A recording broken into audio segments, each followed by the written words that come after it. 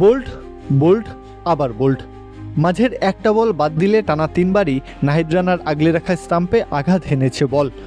ব্যাটারদের ঘুম হারাম করা নাহিদ যেন ব্যাট হাতে বড্ড খামখেয়ালি।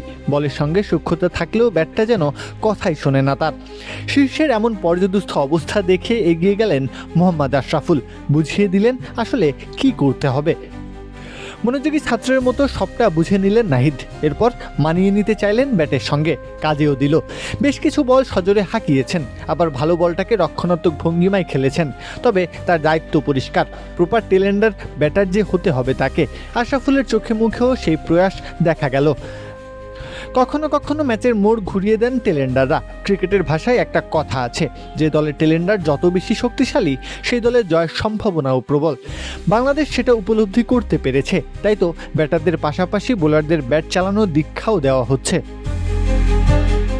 টেলেন্ডারের ছোট্ট একটা উপকারিতা প্রথম ম্যাচেই দেখা গিয়েছিল। তাসকিন আহমেদ অস্ট্রেলিয়ার সামনে বাধা হয়ে দাঁড়ালেন।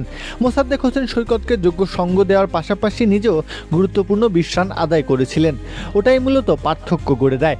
ঠিক এই কাজটাই সবাইকে দিয়ে করাতে চান আশরাফুল। নাহিদ রানার সঙ্গে বিশেষ ক্লাসটা তাই এই কারণেই।